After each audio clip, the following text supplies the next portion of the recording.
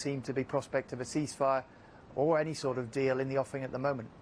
John, for the moment, thank you very much. John Donnison in Jerusalem.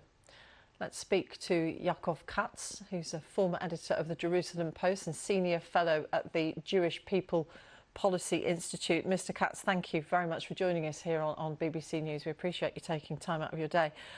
The EU's top diplomat, as we've been reporting, has called this rescue mission another massacre of Gazans. How much difference will that make, do you believe, to the Netanyahu government?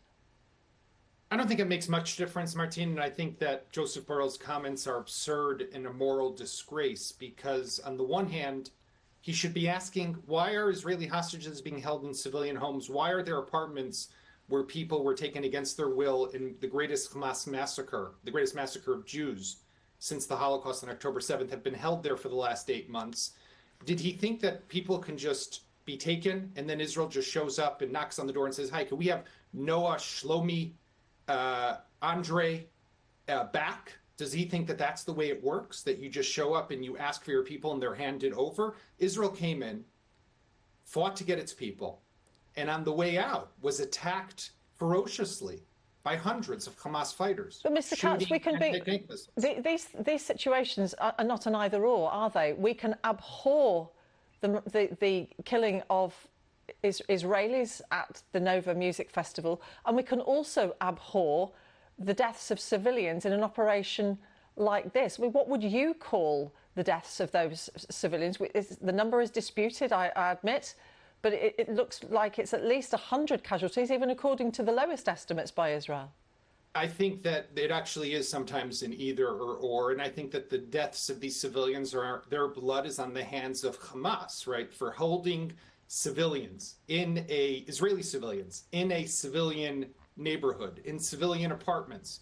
You have to wonder why they do this. And the reason it is an either or, Martine, is because the reason that Hamas uses this tactic, they want someone like Joseph Borrell to then accuse Israel of a massacre. This emboldens Hamas.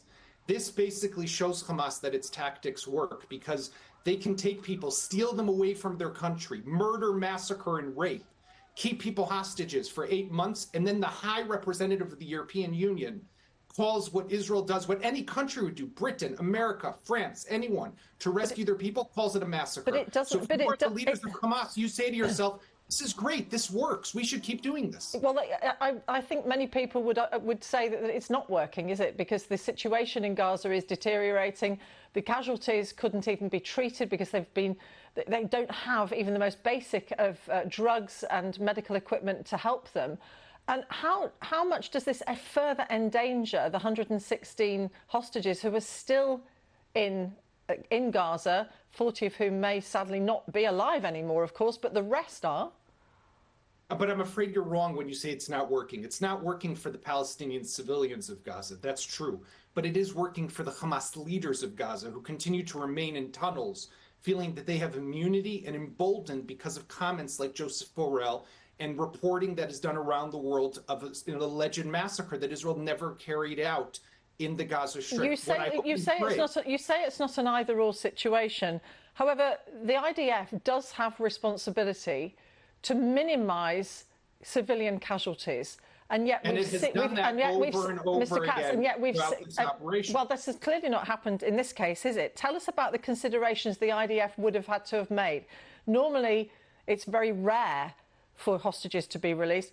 Talk us through, if you can, the operation as far as you understand it how it will have been carried out in daylight. Well, first of all, you want to gather intelligence to know the location of where these hostages are being held.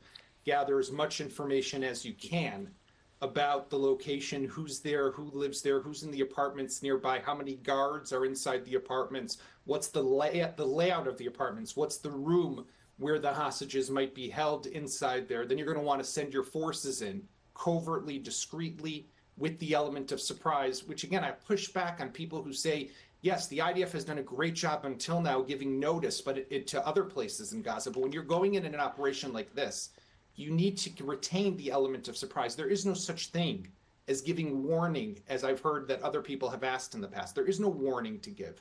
And then once you go in, once you breach the apartment, assuming you've made it there discreetly, as the IDF did yesterday, The moment you break through that front door, that's when everyone will know you're there. And that's when speed is imperative and is important, and you have the opportunity for mistakes. We know, for example, that Arnon Zamora, who was a top elite officer, was part of that breach force into the apartment where the 3 men were held, because there were 2 apartments. He was killed in that operation. So there's a lot of danger also. You're not going to send troops in and lose more soldiers than the hostages that you can retrieve. So there's a lot of elements here. And of course, Martinez, how do you get out of there? Finally, once you've gotten in, you have to also be able to extricate your forces in the most secure and safest way possible. Finally, and briefly, if you would, how does the outcome of this mission, in which 4 hostages were safely released back into back to their families, increase the chances or lessen the chances of some sort of ceasefire deal, which was also meant to facilitate the release of the remaining hostages in Gaza? Just briefly.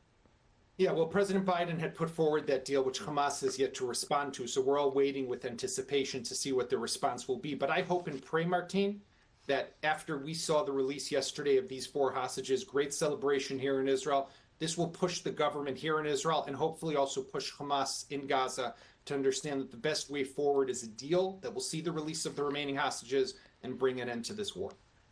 Yaakov Katz from the Jewish People Policy Institute, thank you very much for your time today.